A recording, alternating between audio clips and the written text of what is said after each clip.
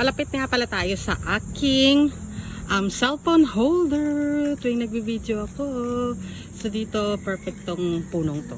Makikita nyo mamaya. So yun guys, ito yung puno. So ganito yung atake niyan. Tingnan nyo ah.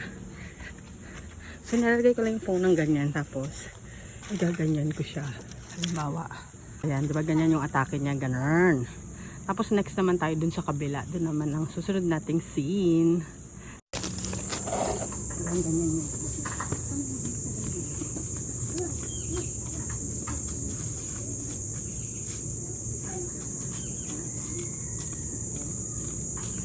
So, makikita nyo ganyan siya. Diba? So, papunin na natin siya. Para doon tayo sa ating next eksena. Next eksena, dyan sa bahay na yan. Dyan sa bakod niya. Dyan ko nilagay yung ating isang camera. Tingnan nyo ah. Ito naman yung atake niyan. Wala, ilalagay ko siya ng ganun. Ganyan oh. Ganyan. Ayan. So, ganyan siya. Ayan, diba? Makikita nyo yan. Yan yung atake niya. Siyempre, lakad-lakad din. Lady! Oh! Ganun. Next. Kasi ang aking next sana naman is dyan sa tricycle ko. Pinatong yung cellphone. Medyo naurong lang yan dati dito. Medyo napunta dun. Pero same pa rin. Pakita ko na, ha? So, dahil wala akong dalang patungan kasi nakabackpack ako, kukunin natin yung nakita. Hiramin lang natin. Ganyan.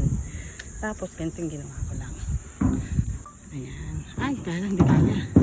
Kuha tayo mas mabigat kasi hindi kaya yung soft drinks. Yung bag ko na lang ating gagamitin dahil wala tayong choice. So, yan. Nainip din.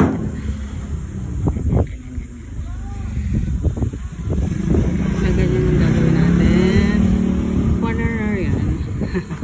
Ay! So, ganyan yung eksena. Oops, sagutin ba? So yan ang atake. Kaso dahil may bag, yan may nakakita. Pero pwede pa rin yan.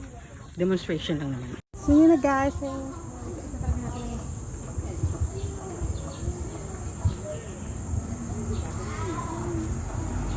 Yan. Ganun. So yan, tapos na tayo. Tingnan nyo na yung result. Ang ginagawa ko yan, ayan, yung nga pala yung kasama ko, iniwan niya na ako. Pwede naman kami magpahatid, kaso dahil gusto ko nga maipakita sa kanyo yung ginawa ko. So ayan, naglakad kami. Napakainit talaga. Grabe yung araw, oh. Sobra man!